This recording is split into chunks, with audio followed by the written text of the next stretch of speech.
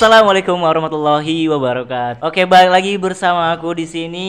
Aku Emma Putra Diansah sebagai host Talkcast pada malam hari ini. Dan kita lagi-lagi kedatangan tamu yang sangat-sangat excited banget nih. Nah, karena kenapa excited? Karena dia ini sangat berprestasi yang hingga tembus ke nasional, apalagi di bidang OSN ya, Olimpiade Sains Nasional. Siapa dia? Oke, namanya adalah Kak Akila Hanifah Putri. Ini dia. Oke, say hello dulu dong ke para viewers nih. Halo Sobat Insanche. Nah, oke Kak Akila. Di sini aku bakal bertanya tentang banyak hal yang harus kakak jawab ya. Iya. Tapi santai aja. Nah, oke, langsung aja ya. Jadi di pertama nih apa sih ya something yang motivasi kakak buat ikut Olimpiade?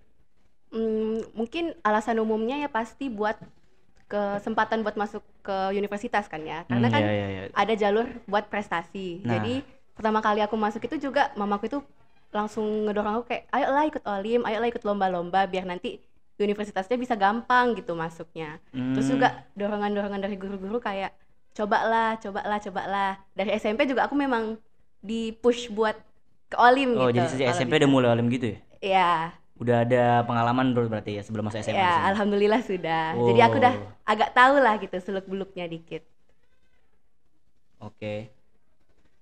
Jadi itu memang dari awal udah ditekan banget buat Olimpiade, dan apakah itu sebelumnya kakak nih kayak ada keluh kesah nggak dalam Olimpiadenya? Kalau dari awal kan memang udah ditekanin kan, dan karena tekanan itu mungkin aku agak merasa terbebani gitu.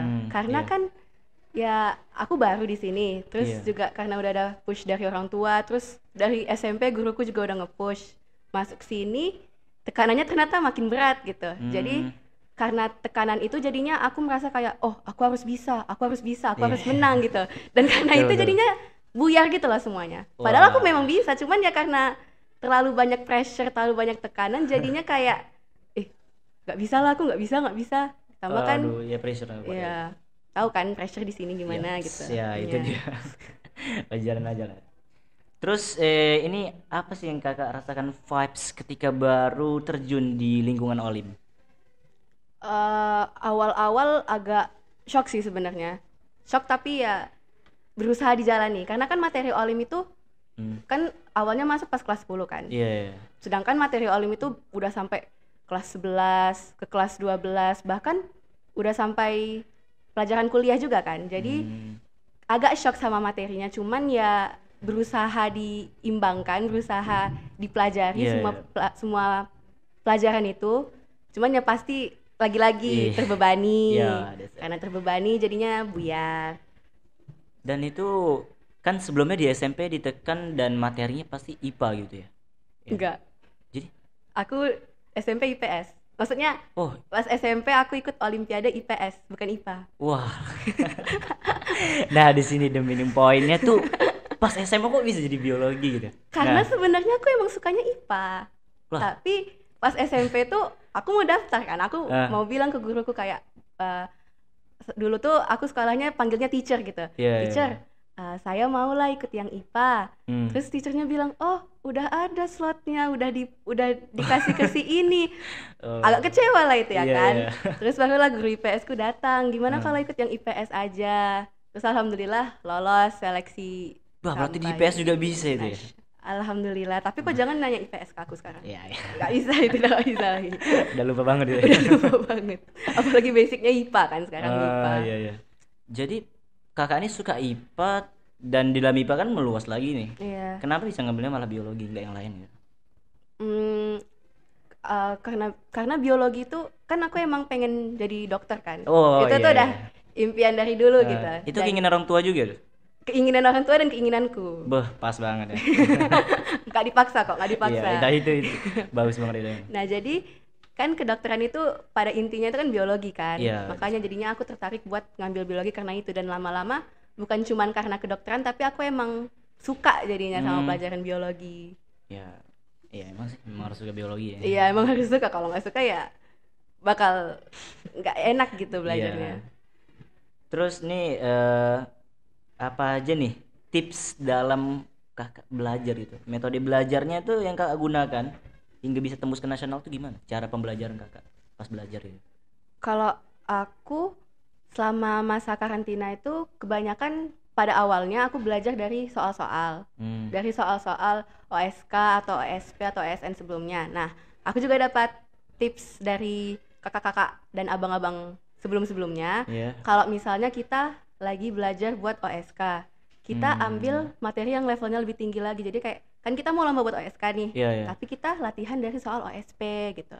Jadi kayak setiap tingkatnya kita naikin levelnya gitu loh, biar kita lebih terpacu gitu. Jadi misalnya ada soal yang kadang itu bisa ditaruh di yang bekas OSP bahkan ya. Iya, dan setiap materi itu pasti setiap soal itu pasti beda-beda kan materinya.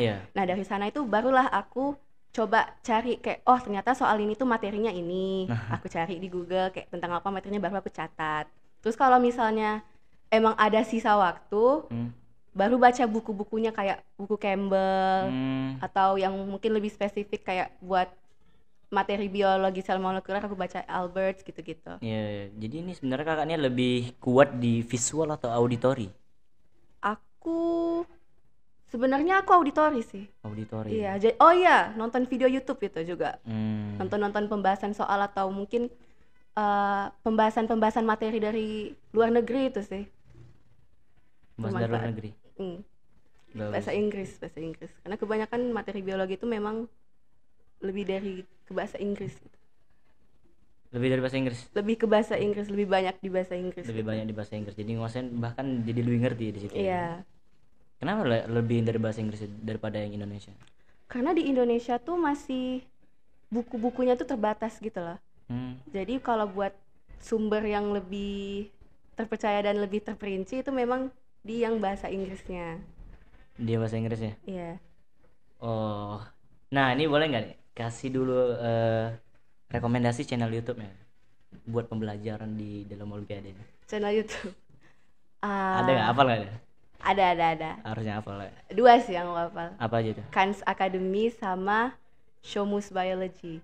Nah, Kans Academy ini kayak tahu ya yang bahasa Inggris itu ya? Iya, itu dia. Nah, itu kan banyak kan materinya. Nah, salah satunya kan biologi. Nah, itu tuh bantu banget sih. Bahkan nggak cuman channel YouTube-nya tapi juga website-nya. Website-nya ada juga? Ada. Tadi apa selain Kans Academy tadi? Shomus Biology. Iya. Dia beneran ngajarin langsung gitu. Cuman mungkin agak susah memahami bahasanya karena saking cepatnya gitu kadang. Inggris juga ya? Iya, Inggris juga. Jadi awalnya memang kakak tuh memang betul paham bahasa Inggris juga ya harusnya? Iya kan? Alhamdulillah. Belajar Inggris juga materi ini ya. Iya. Tapi mampu gitu ya. Wah, hebat sih. Terus nih pernah nggak ngerasa overheat pas karantina? Dan pas overheat itu apa sih yang kakak lakuin habis belajar? Pas overheat mungkin ya aku langsung refreshing sih, kayak baca komik mungkin atau nonton YouTube, atau kadang kalau misalnya lagi muak sama laptop kan kadang ada kan kita fase kayak bosen sama laptop kayak buka ini aja gitu. Mungkin kadang keluar termenung di jembatan gitu. Termenung nih dipikirin apa lagi nih? Biasa menang atau apa? Nggak tahu, kayak buat ngosongin pikiran aja gitu dari butuh ketenangan. Butuh ketenangan. Oke, memang harus gitu ya. Terus nih apa sih materi yang paling susah untuk kakak pahami dan dalam berapa lama waktu buat memahamin satu materi? Yang paling susah nih? Yang paling susah menurut aku itu genetika. Karena kadang kita kayak banyak persepsinya gitu loh. Menurut kita tuh A, tapi ternyata yang diminta soal itu B. Bahkan kan kemarin aku ikut Platnas kan. Di Platnas itu ada bahas-bahas soal genetika lah. Terus kakaknya itu udah ngejelasin, jadi ini kayak gini. Oh, dapat jawabannya. Terus tiba-tiba ada temanku nyeletuk, "Kak, itu bukannya kalau misalnya kita lihat dari persepsi lain bisa kayak gini." Terus kakak yang ngajar nyeletuk, "Oh iya ya, benar juga. Bisa juga kayak gitu." Jadi kayak kita nggak tahu gitu lah apa yang benar. Kita tergantung yang buat soalnya gitu, menurut dia persepsinya gimana gitu. Ditambah buat kalian yang ngira biologi itu cuman hafalan, itu salah. Iya. Kebanyakan orang ngira gitu dah. Padahal genetika itu full hitungan peluang. Bahkan gitu. Peluang yang prediksi gitu. Iya, prediksi. Jadi buat kalian nih ya yang kalau mau coba-coba biologi mungkin coba aja dulu mahamin materi yang genetika ini dan jangan pernah berpikir kalau biologi ini full menghafal dari Kak Kila langsung nih soalnya ya kan. Pasti dong ada pengalamannya ya. Wah, oke nih lanjut. Terus nih menurut kakak masuk sebagai anak olim ini kita menjadi jauh koneksi bersama teman karena kesibukan dan belajar atau bahkan malah membangun koneksi yang lebih luas sih sama yang teman baru atau bahkan kita lama. Kalau bagi aku sendiri ya, Hmm. aku merasakan dua-duanya. Dua-duanya gimana? Dua-duanya karena mungkin waktu dalam proses belajarnya, Iya. aku tuh memang agak ngerasa jauh gitu loh dari Oh. anak kelas ataupun anak angkatan karena Iya, kadang iya. kadang kan ada event tuh, ada Hmm. event nanti mereka ikut sedangkan aku enggak. Iya. Aku di lab karantina atau malam ada muhadoroh misalkan. Kan Iya. kita nggak ikut kan Iya, biasanya iya, karena itu dia. karantina. Hmm. Jadi terkadang kayak aku di kamar itu nanti teman-temanku pada cerita, ada ini loh. Aku kayak, hah, apa itu? Kok bisa? Kenapa? Kadang juga bahkan di apa ya, pas pelajaran itu pasti ada hal yang menyenangkan gitu kan. Iya. Meskipun cuman belajar tapi pasti ada sesuatu yang bikin momen itu terasa. Hmm. Tapi ya karena kita ikut karantina jadinya kadang agak merasa disconnected gitu. Disconnected. Disconnected meskipun kita tetap ketemu di asrama cuman ya feel-nya beda gitu. Iya. Iya. Tapi kalau setelah lomba, Hmm. setelah siap semuanya, kembali ke kelas lagi, ya udah biasa aja. Biasanya. Kembali terconnected dan setelah lomba itu kan udah bertemu dengan banyak orang kan. Oh. Nah, itulah baru terasa kayak oh, jangkauanku ternyata juga lebih luas gitu. Aku udah punya teman dari Nah, sini, dari iya, sini, itu dari dia. situ.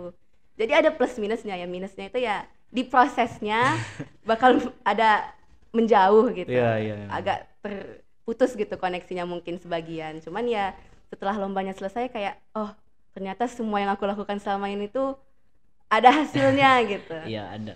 Aku bisa balik lagi tapi aku juga punya koneksi yang lebih luas. Ya, betul sih. Ini berarti dapat koneksi banyak banget ya. Soalnya udah ke nasional nih, siapa aja tuh kawan-kawannya dari Nusa banyak-banyak lah, Iya. dari pulau-pulau kali ya. Iya. Nah, terus gimana nih cara kakak memanage timing di dalam IC yang sudah jelas tuh padat banget. Nah, terus itu apa ya? Sebelumnya kakak adalah bagian inti juga dari organisasi ya. Nah itu kayak wah ini harusnya berat banget nih karena kakak sementara ditekan pressure-nya udah kuat banget. Terus IC ini tahu lah padat banget tugas tuh ada aja. Gimana tuh cara memanage timingnya? Matrix timing itu perlu gitu orang ketahui. Kalau masalah membagi waktu antara olim sama organisasi, itu untuk OSK sama OSP sejujurnya aku memang agak terbagi gitu pikiranku. Kayak aku nggak fokus banget di olim, tapi aku nggak fokus kali juga gitu di organisasi. Oh. Jadi memang agak terbagi dan itu tuh agak sulit. Tapi pas masuk ke nasional barulah aku agak kayak organisasinya harus kutinggalkan. Oh, trade off nih. Ya, Jadi organisasinya ada nggak kutinggalkan full sih, cuman aku serahkan kepada temanku yang lain biar kayak bantu ya, nanti aku paling nge-backup aja gitu. Iya, Sedangkan iya. aku fokus di olimnya.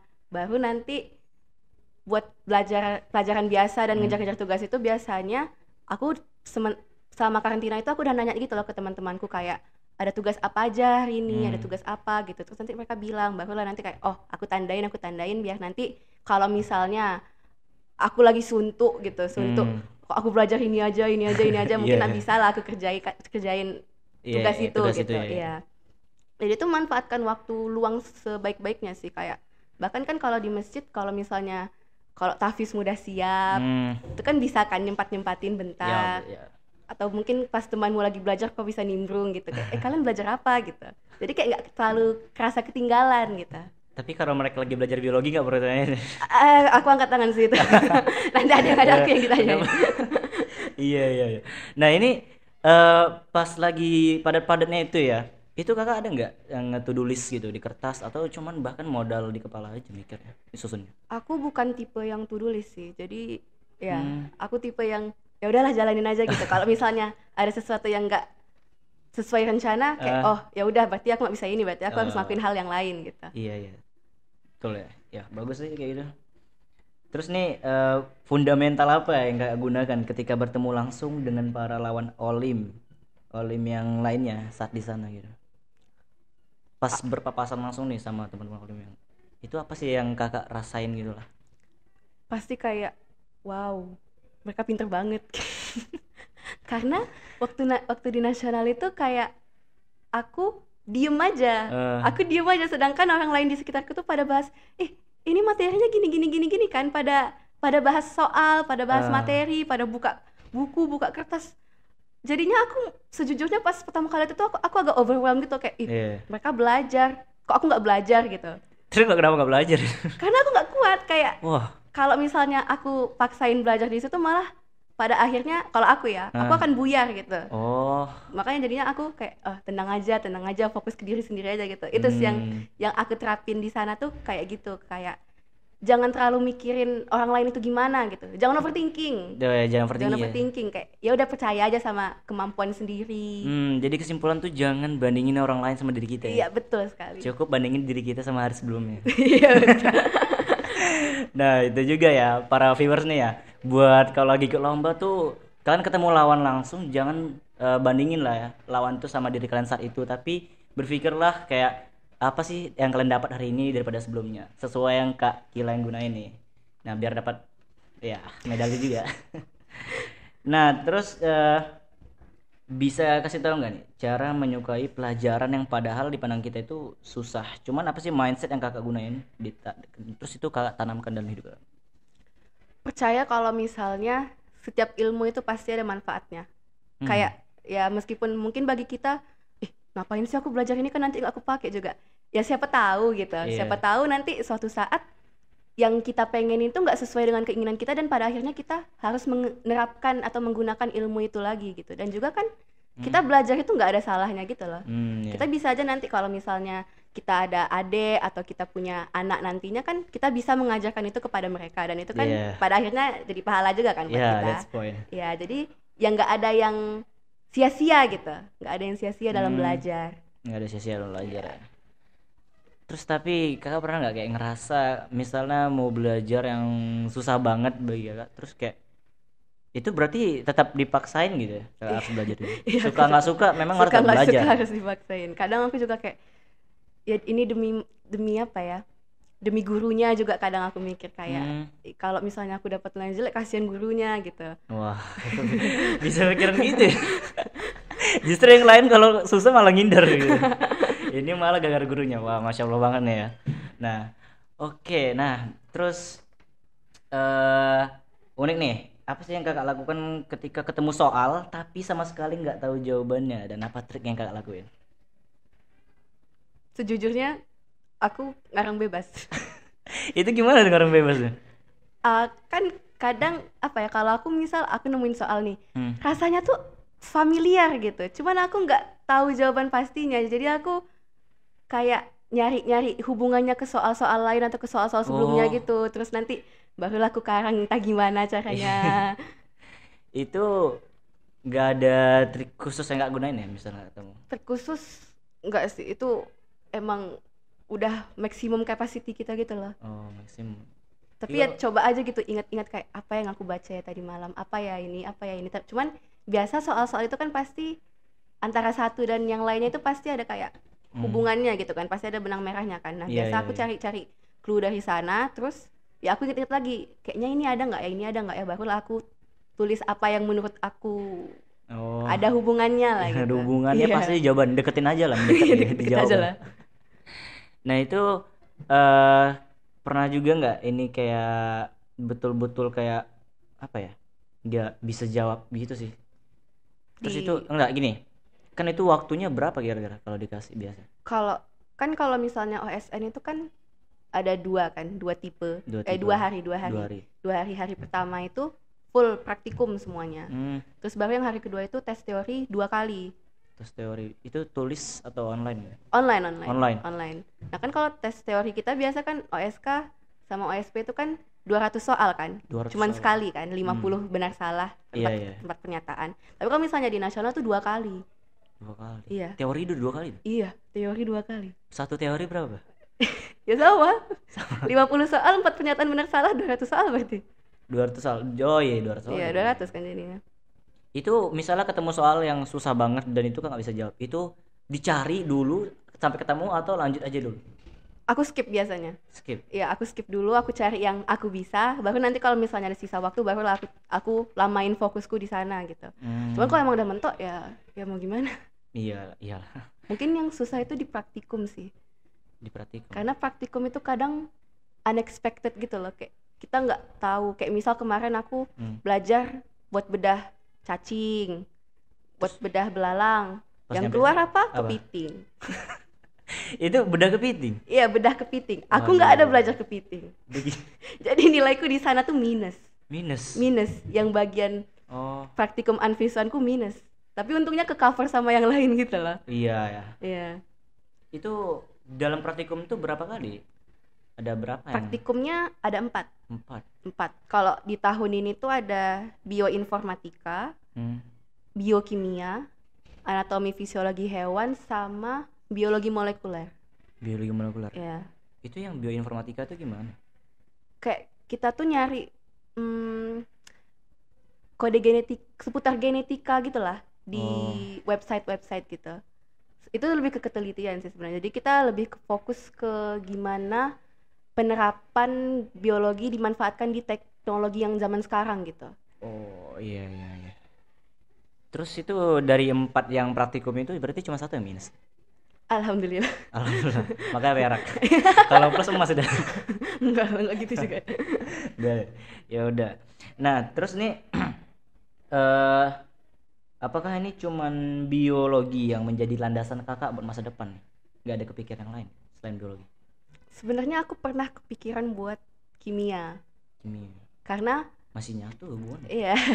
Karena kalau dulu tuh waktu kelas 10 kan aku kelas 10 juga ikut kan, tapi cuman sampai OSK, nggak lolos ke provinsi. Nah itu tuh aku agak sempat demotivasi gitu loh, karena kayak aku ngerasa apa biologi bukan bidangku ya gitu. Terus juga ada teman atau abang kelas yang bilang kayak kenapa nggak masuk kimia aja atau nggak mau coba bidang lain. Terus aku sempat kepikiran, cuman pada akhirnya ya aku tetap di biologi gitu, dan aku nggak nyesel tetap di biologi. Nah itu pas sempat kepikiran kimia, kenapa bisa lagi tetap milih gitu nge-stay di biologi itu? Ada motivasi apa lagi? Aku tetap mikir kayak tapi kan aku maunya kedokteran gitu. Aku kayak gitu juga, aku mikir tapi kimia juga bisa kedokteran nggak? Ya tapi ya kan tetap biologi kan basicnya. Sama aku juga mikir kayak ke pembinanya gitu, kayak aku tuh masih mau di sini gitu, masih mau berjuang lagi gitu. Iya itu bagus sih. Terus nih bio nih materi favorit nih dalam bio itu apa ya? Yang paling gak suka? Aku suka bioselmol. Kenapa alasannya bioselmol? Gak tahu, seru aja. Kan pada awalnya aku emang bingung kan. Aku bingung tuh bioselmol sama genetika, kayak ini apa gitu kan. Aku kan dulu kita gak pernah belajar kayak biosel molekuler sampai sedip itu atau genetika sampai sedip itu, paling sekedar hukum Mendel 1, hukum Mendel 2 kan. Nah tapi lama kelamaan kayak aku belajar bioselmol itu makin tertarik, karena kayak wah ternyata di dalam tubuh kita ini, di dalam semua makhluk itu ada sesuatu yang sekecil itu dan seberarti gitu loh buat kehidupan kita. Kan bioselmol itu pelajari molekuler kan. Molekuler dalam tubuh gitu. Iya, ternyata banyak banget hal-hal kecil yang nggak kita notice yang itu tuh menyusun kehidupan kita gitu loh. Oh iya. Jadi itu kakak ada nggak sih kayak koneksi antara ilmu pengetahuan kakak sama tubuh kakak sendiri? Maksudnya kayak misalnya kakak lagi makan gitu ya, terus kakak milih nih ini makan ngandung apa ya, pas masuk itu nanti kemana? Iya, kadang aku kepikiran. Kadang kepikiran, cuman kayak ngapain aku pikirin, aku harus fokus makan aja gitu, kayak nggak perlu pikirin belajar lagi gitu lah di saat kita lagi ngelakuin hal lain kadang, tapi emang kebawa gitu. Nyambung aja. Kayak tiba-tiba ini kan kayak gini ya gitu. Iya bagus. Terus itu kayak kadang dalam hidup kakak juga itu biologi ini apa sih yang bahkan sampai sekarang tuh betul-betul kepake manfaatnya secara nyata gitu, gak cuman dalam teori dan olimpiade doang, tapi kehidupan nyata tuh apa yang bahkan bisa kakak implementasikan dalam kenyataan? Mungkin pengetahuan tentang anatomi fisiologi hewan kali ya, karena kan itu berhubungan dengan struktur tubuh kita. Jadi kadang kayak kalau misalnya aku tahu aku sakit ini, berarti ya tubuhku itu sedang maunya tuh kayak gini gitu.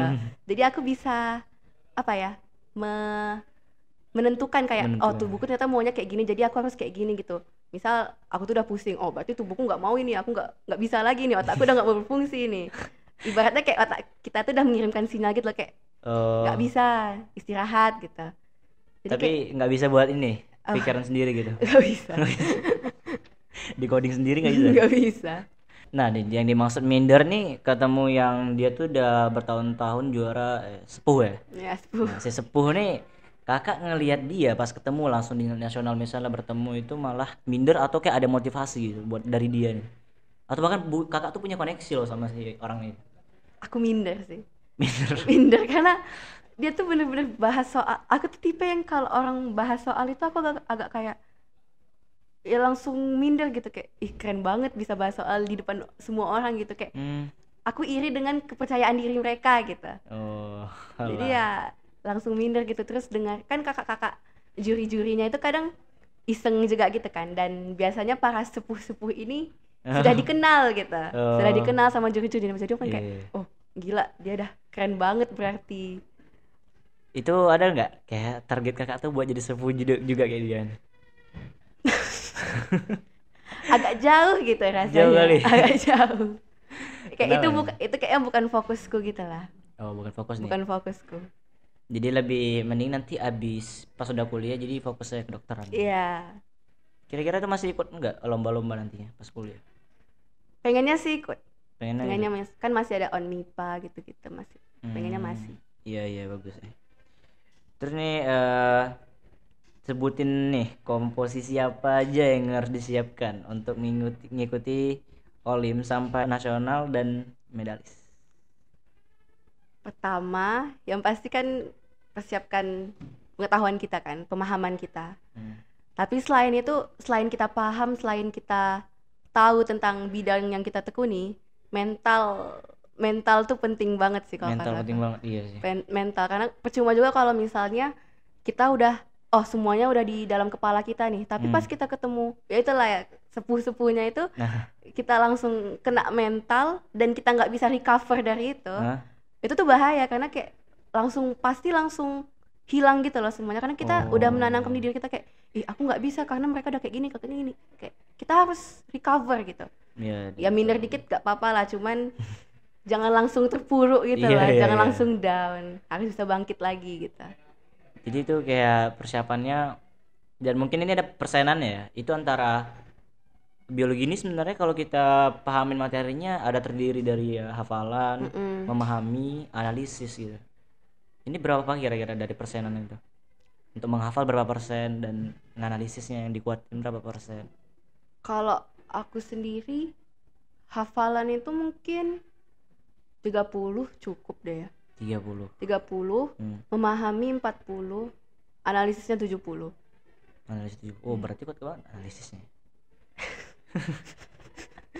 Ini memang soalnya semua analisis sih ya. Kadang. Iya. Jarang banget ya gitu teori plok doang gitu ya. Iya, tapi kemarin yang pas nasional malah banyak teori. Duh, Teori plek. teori plok doang. Ah, itu kelemahanku. Lah. Oh, jadi, itu. jadi kan ada dua, kan tadi aku udah bilang ada dua teori kan. Ah. Nah, satu teori itu analisis banget. Oh. Satu lagi emang plek hafalan hafalan. gitu. Iya. Udah jadi lemah di situ hafalannya 30% sama. Iya, hafalan. Makanya aku bilang hafalan itu 30%. Wah, betul nggak bisa diprediksi. Iya, nggak bisa diprediksi memang. Tergantung setiap tahun bikin soalnya itu mikirnya apa gitu. Jadi biologi ini bahkan nggak ada kesamaan soal ya dari tahun ke tahun gitu. Gak ada. Nggak ada. Nggak ada. Nggak mungkin satu soal itu di recycle lagi atau diulang lagi tuh nggak Tapi mungkin. kalau mirip-mirip ada. Mirip-mirip ada. Paling ya misal genetika lah, konsepnya tuh sama. Cuman paling angka-angkanya ini ganti, terus beberapa pernyataannya gitu yang beda. Nggak mungkin dia persis sama, itu nggak mungkin. Iya. Karena dia juga kemarin itu kata juri-jurinya itu setiap tahun OSN itu disesuaikan dengan lomba internasionalnya gitu. Oh, maksudnya Kayak sesuai kan, misal standar lah, sesuai dengan standar IBO kan iya. internasional kan. Iya. Nah, jadi setiap tahun itu soal OSN itu disesuaikan dengan soal IBO yang tahun kemarin, jadi kayak buat dipersiapkan gitu, Oh, biar terbiasa. wah berarti itu disamain sama yang internasional ya. Iya. Dan yang dari internasional tuh yang buat soal dari negara itu juga. Kemarin aku dengar sih internasional itu dia kayak manggil beberapa kayak representatif gitu loh dari beberapa negara. Indonesia juga pernah ada juga juri orang Indonesia termasuk juri OSN kemarin itu, dia juga pernah jadi pembuat soal dan juri di IBO. Oh iya, mantap sih. Terus ini pernah nggak di Indonesia itu jadi tuan rumahnya? Pernah. Aku lupa tahun berapa tapi di Bali. Di Bali. Jadi ini orang buat soal tuh gimana? Ada perbedaan nggak? Soal internasional pernah lihat? Pernah. Kalau soal internasional itu, kalau yang dari yang kemarin aku lihat ya, dia tuh memang lebih mendasar ke hafalannya. Oh. Dia kurang analisisnya. Kurang analisisnya. Kebalikan kan malah. Iya. Kalau kita kan kebanyakan analisis kan. Makanya tahun ini tuh jurinya bilang kayak mau lebih diituin ke hafalannya. Cuman lihat lagi nanti soal IBO itu nanti gimana gitu. Jadi ini kan setelah dapat medali perak nih berarti ada pelatnas ya? Iya. Udah kemarin. Udah. Nah, itu udah tahu sih. Udah. Sayangnya aku nggak lolos. Waduh, ya udahlah. Masih ada lain waktu ya. Agak nanggung kan. Iya. 30 orang kan. Yang diambil 16 orang. 16. Aku ranking 18. Waduh. Tipis sekali. Iya, cuman ya udahlah berarti bukan rezeki. Iya udahlah, iya sih. Dan itu di mana itu lokasinya? Kalau misal masuk? Kalau kemarin itu pelatnasnya di Bandung. Di Bandung. Dan misalnya kepilih negara mana yang? Kazakhstan. Beuh, jauh juga. Nah, terus nih boleh diceritain gak nih pengalaman unik yang kakak alamin kemarin ya pas ke nasional itu? Bukan pengalaman unik sih, tapi lebih kayak itu tuh akan aku inget seumur hidup. Momen yang nggak bisa lupain gitu ya? Ya, waktu tes praktikum biosel mol kalau nggak salah, biologi molekuler. Itu tuh aku agak nge-freeze gitu selama beberapa menit karena aku bingung ini tuh disuruh ngapain, kayak tiba-tiba plek udah ada kertas kan di meja, terus dikasih kayak kultur bakteri gitu. Aku nggak tahu itu diapain. Jadi orang tuh nggak ngasih tahu ya arahannya? Cuman dikasih di kertas aja, kayak kertasnya, tapi kan kita nggak bisa paham full gitu kan teks di kertas, kayak kadang kita harus butuh orang ngejelasin gitu. Kakaknya cuman bilang waktunya 10 menit, lewat 10 menit nggak bisa dikumpul. Waduh. Aku bingung 10 menit ini apa yang dikumpul. Terus pas berapa menit ya itu, kayaknya sekitar 4 menit lah, 4 menit sebelum 10 menit itu habis, barulah aku connect kayak oh ternyata disuruh kayak gini. Barulah aku kerja. Sedangkan pas aku nge-freeze itu semua orang itu udah pada panik gitu loh, udah pada ngebut juga. Jadi aku kayak kenapa semuanya ngebut, ini ada apa barulah 4 menit sebelum waktunya habis aku siapin kan, dan aku kumpul kayak bakterinya itu ke jurinya. Alhamdulillah 10 detik sebelum waktunya habis gitu. Jadi ternyata biomolekuler itu 10 menit pertama itu kita disuruh siapin bakteri, terus nanti dikumpul ke kakaknya, baru nanti kita lanjutin kerjain yang lain. Tapi itu nggak connect waktu itu karena aku biomolekuler itu praktikum kedua. Bio itu sebelumnya biokimia. Udah kebakar aku di biokimia. Itu biokimia ngapain tuh kira? Kalau biokimia itu kemarin lebih ke ngitung. Ada ngitung juga, ngitung mol. Oh iya, ngitung mol. Ngitung lah ya. Itu yang berbekas di pikiranku itu ngitung mol. Maka kebakar ya. Iya, karena ya Allah ternyata aku ketemu kimia juga di sini gitu. Kenapa nggak ngulang-ngulang kimia ya kemarin? Iya. Terus pas di molekuler nih baru itu pun nge-freeze dulu ya? Itu tuh nge-freeze dulu. Itu yang lain juga ada pada ngebut pas kakak lagi nge-freeze? Ada yang nge-freeze juga, ada yang bingung juga, tapi kebanyakan tuh udah pada gerasak-gerusuk gitu lah. Gerasak-gerusuk tapi sebenarnya nggak paham? Nggak tahu lah ya, bener apa juga. Terus pas habis keluar ruangan gimana tuh ekspresi mereka? Ada kayak aku nggak bisa tadi yang 10 menit itu Nggak gitu. ada yang ini ya, malah flexing gitu ya? Ada yang flashing Ada. kayak aku bisa 5 menit aku udah kelar gitu. Wah. Ada yang kayak gitu. Oh. Terus selain itu eh, yang have fun-nya adalah kan habis lomba itu kami semua peserta itu diajak jalan-jalan ke Kebun Raya Bogor. Oh. Terus kami juga ke Istana Kepresidenan. Terus di sana ya bisa have fun lah, itu kami bisa nyebar gitu, kami bisa ke museum-museum.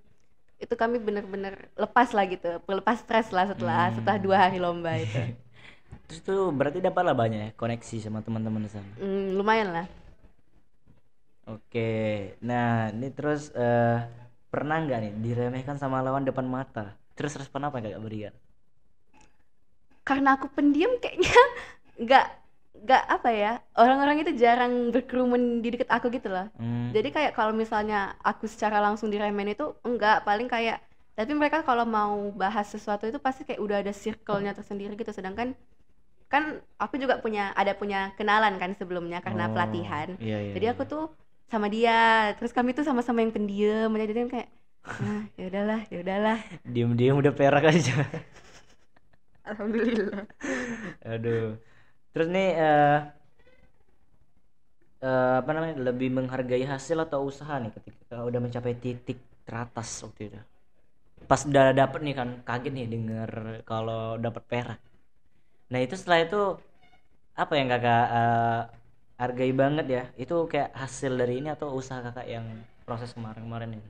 Usaha aku sih, karena aku mikir kayak dari kelas 10 aku belajar ini terus ternyata bisa gitu. Iya. Kayak aku nggak nyesel, aku selama ini udah berusaha sekeras itu, dan aku nggak, ya itulah yang tadi aku sempat berpikiran mau pindah bidang kan. Iya. Aku akhirnya nggak nyesel, kayak oh aku bersyukur aku tetap memilih di sini.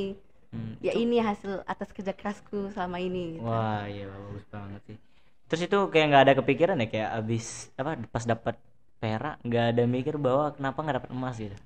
Malah aku mikir kenapa perak.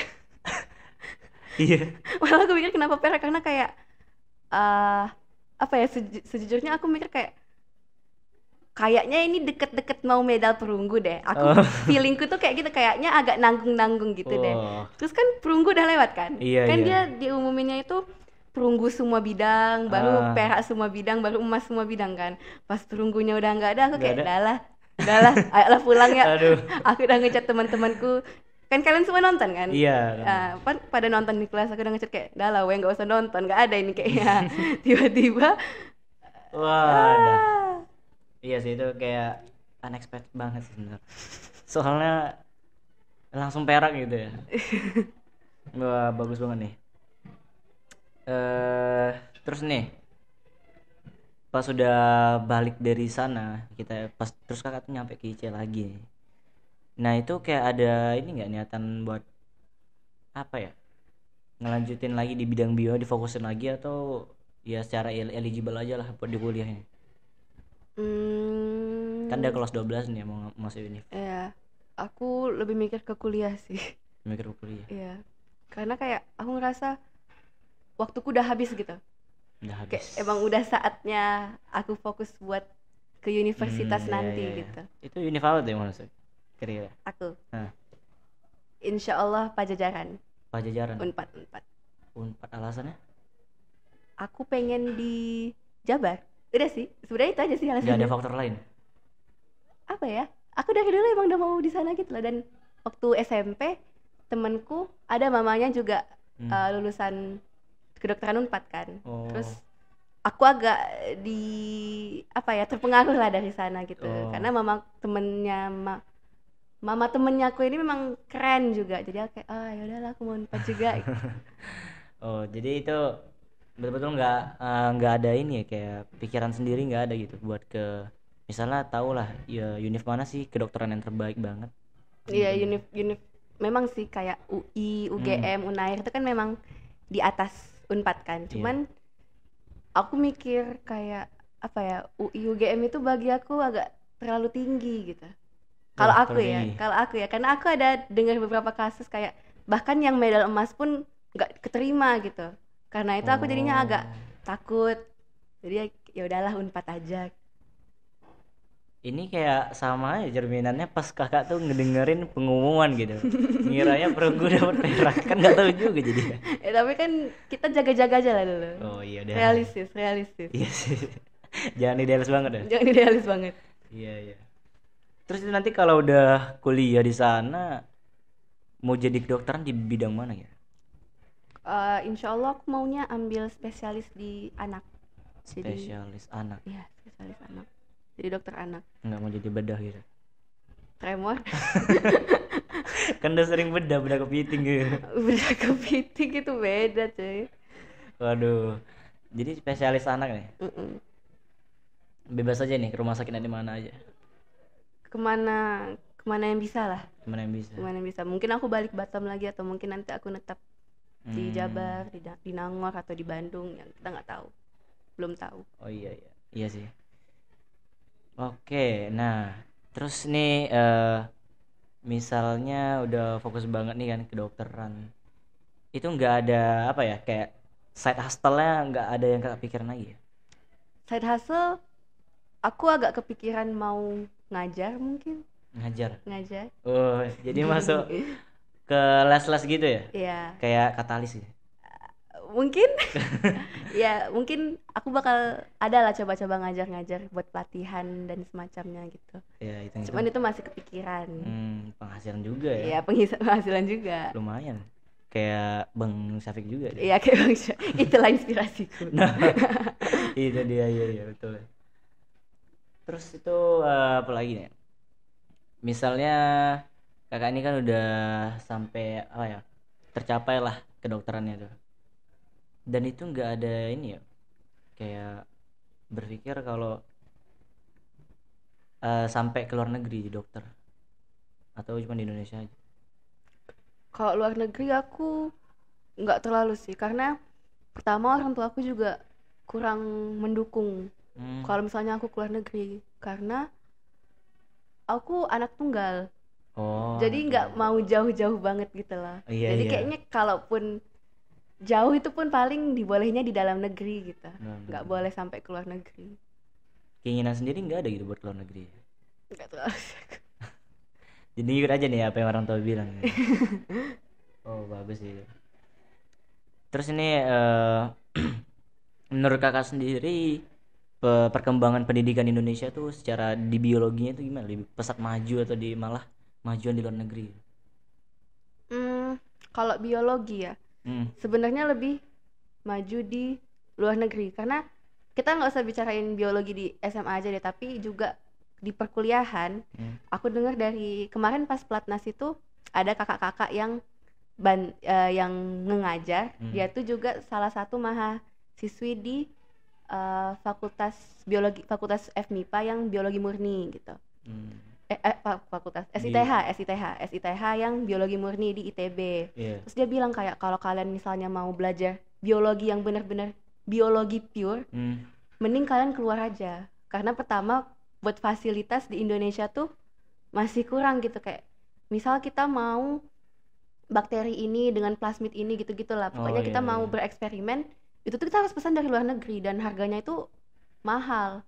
Di Indonesia itu belum bisa memproduksi sendiri gitu loh. Berarti Indonesia ini kurang di bagian bidang teknologinya gitu? Iya, di bioteknologinya. Sedangkan kalau misalnya di kampus-kampus luar itu emang sudah disediakan gitu loh.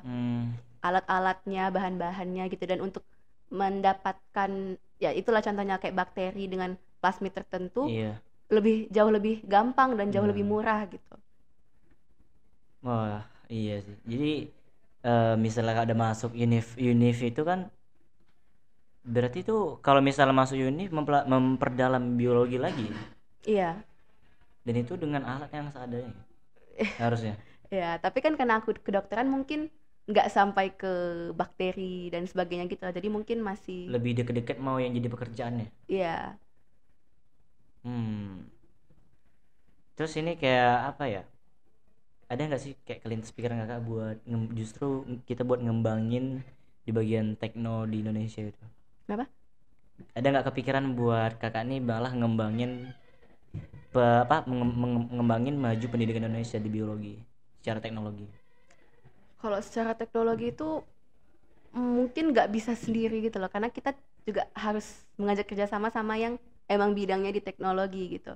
Dan juga eh, emang Indonesia tuh mungkin dari segi alat-alat teknologinya itu juga terbatas, masih harus impor dari luar.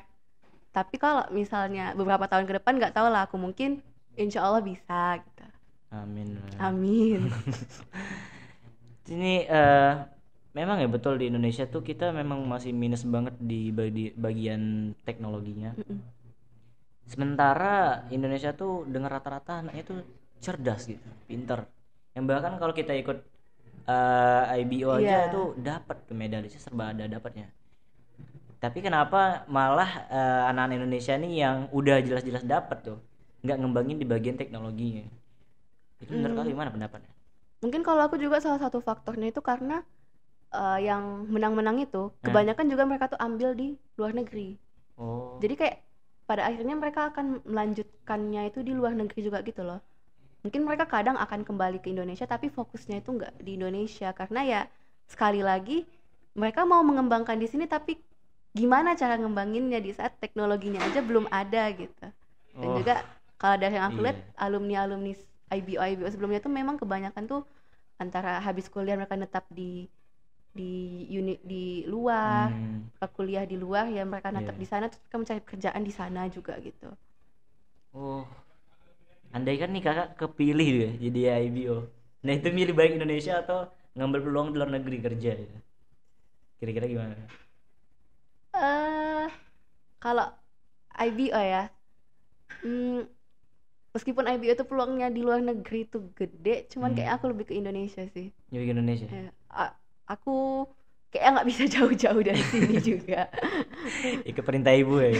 Iya betul. Iya. Terus ini apa ya? Kan bio ini dalam banget ya materinya itu. Itu pernah nggak kakak berpikir kayak ada kesalahan dalam materi yang dicetak di Indonesia itu? Dan kayak berbeda lah. Ketika kakak baca materi di luar negeri sama Indonesia itu kayak ada perbedaannya. Justru kok ini salah pengertian atau gimana dari pembuat bukunya? Pernah sih, tapi itu tuh kayaknya kayak lost in translation gitu, kayak apa ya? Sebenarnya itu tuh salah miskonsepsi dari artinya gitu. Iya. Aku paham maksudnya, cuman kalau misalnya di Indonesia kan seharusnya tuh nggak kayak gini gitu. Jadi kayak penulis itu maksudnya gini, tapi dia tuh mungkin nggak bisa nentuin kata-kata yang tepat gitu loh. Tapi maksudnya tuh sama, cuman kata-katanya itu kadang bikin rancu gitu. Iya. Soalnya kan kalau kita bandingin antara buku biologi dari Indonesia sama yang Inggris sekarang kayak ada perbedaan. Agak ada beda gitu ya. Tapi mungkin gara-gara translationnya itu yang beda gitu. Iya. Padahal maksudnya sama. Maksudnya sama, cuman ya perbedaan di translasi aja sih. Iya. Ini kan Indonesia nih memang minus banget di teknologi. Terus yang kenapa alasan kakak tuh malah malah milih di bagian spesialis anak? Kalau aku milih spesialis anak itu karena in general aku memang suka sama anak-anak, dan nggak tahu ya, kalau bagi aku tuh kayak aku kan dari dulu memang dulu tuh aku sering sakitan kan. Aku dulu sering sakitan terutama saat aku masih kayak SD gitu. Jadi aku sering ke dokterku, ini dia spesialis anak gitu. Terus dia kayak itu tuh membuat aku terinspirasi gitu loh, kayak ih dokter ini keren, bisa membantu anak-anak gitu. Dan juga kayak aku tuh suka main sama anak-anak, jadi ngebayanginnya kalau misalnya kayak si anak ini sakit terus aku bantu gitu. Aku suka dalam hal seperti itu gitu. Iya, betul. Terus ini nggak ada kepikiran gitu ya kayak kenapa ngambil bidang spesialis anak padahal ada bidang lain yang ini mengarah ke ekonomi jadi gaji gitu. Gaji. Ya. Gimana ya? Aku tuh tipe yang sesuai mauku gitu loh. Kayak kadang aku tuh nggak mikir secara rasional gitu. Kayak aku mikir kayak aku maunya ini gitu. Aku nggak terlalu mikirin ke segi sananya, padahal seharusnya nggak gitu kan. Iya, seharusnya juga kita rasional gitu kan. Cuman terkadang tuh aku lebih milih hatiku gitu loh, kayak hatiku maunya apa gitu. Jadi yang ada di hadapan aja yang memang disukain gitu. Iya. Nggak sampai mikir wah ini kenapa nggak bidang apa beda aja gitu. Iya, sama lah kayak dulu waktu aku masih milih biologi, ada juga yang bilang kayak yang biologi tuh peluangnya kecil lah, kenapa kok nggak milih ini aja gitu. Ah iya kayak gitu. Kayak itu, tapi aku bilang kayak ya tapi aku sukanya biologi gitu. Oh iya betul sih, sesuai kata Newton lah ya, apa yang pelajar materi yang kalian sukai itu harus dialamin karena itu yang jadi peluang besarnya justru. Iya. Nah oke kak, nih jadi karena udah banyak banget ya pertanyaan. Jadi dari sekian banyak pertanyaan yang dari tadi aku sampaikan, kira-kira apa nih yang kesimpulan, yang betul-betul kesimpulan dari yang pengalaman experience kakak buat para viewers kita nih, yang mungkin sebagian dari mereka ada yang mau ikut olimpiade, pesan-pesan apa aja sih yang harus kak sampaikan sekarang? Pertama dari aku, terutama buat kalian yang masih kelas 10 yang benar-benar mau nekunin ke olimpiade, manfaatkan waktu yang kalian punya itu sebaik-baik mungkin, karena kita kan di IC juga kan. Udah Iya. tahu jadwal di sini tuh padat, jangan sampai kalau misalnya kita punya waktu luang terus ya kita habiskan dengan sia-sia aja gitu loh. Memang ya bisa sih kita gunain buat istirahat, cuman ya adalah selip-selipin gitu, apalagi buat kalian yang benar-benar mau tekunin ke bidang itu. Terus juga perdalam materi yang kalian sukai, dan juga yang terakhir itu jangan, ya lagi-lagi aku bilang jangan langsung down kalau misalnya kalian lagi lomba. Tetap percaya diri aja gitu sama Iya, diri kalian, betul. jangan langsung minder ngeliat si lawan ini lebih pinter atau apa. Minder boleh, tapi ya jangan langsung merasa kalah gitu. Iya. Harus bisa bangkit lagi. Ya oke, nah itu ya buat para viewers itu pesan-pesan yang dari Kak Kila yang itu memang pesan yang memang terjadi karena Kak Kila ini langsung terjun ya, jadi udah ada experience banget nih, jadi nggak perlu diraguin lagi soalnya udah ada hasilnya gitu. Nah jadi ya pada intinya Kak Kila pesan tadi jangan disepelin aja. Buat kalian yang nonton ini, eh, ada bagian yang mungkin kalian sukai yang pertanyaan-pertanyaan tadi itu silakan diulang-ulang aja karena ini ya penting banget lah, berdaging lah omongannya ini ya. Nah oke, mungkin untuk kali ini sekian aja. Oke, nah jadi buat pesan terakhir ya dari aku pribadi untuk host yang udah bertanya tentang ribuan pertanyaan ke Kak Kila, ya pada dasarnya ketika kalian mulai melihat suatu jalan yang memang itu susah, itu jangan berpikir bahwa itu susah aja, tapi jalanin aja dan apa yang kalian sukai tekunin, jangan lihat kanan kiri, cukup lihat ke depan. Oke. Dan terus jangan pernah membandingin orang lain sama diri kalian, tapi bandinginlah diri kalian sama hari sebelumnya. Itu kalian udah dapat apa aja, terus manage time kalian, dan pada ya itulah yang Kak Kila rasakan dalam perjuangannya itu gak sia-sia. Jadi ya sebenarnya semua nggak ada yang sia-sia. Karena kenapa? Ketika kalian dalam perjuangan itu cuman ada dua, yaitu kemenangan atau menjadi pelajaran. Tidak ada kekalahan. Mungkin sekian dari saya. Aku Emar Putra Dansa dan Kak Kila. Ciao pada malam ini. Jangan lupa subscribe, like, and comment. Oke, bye-bye.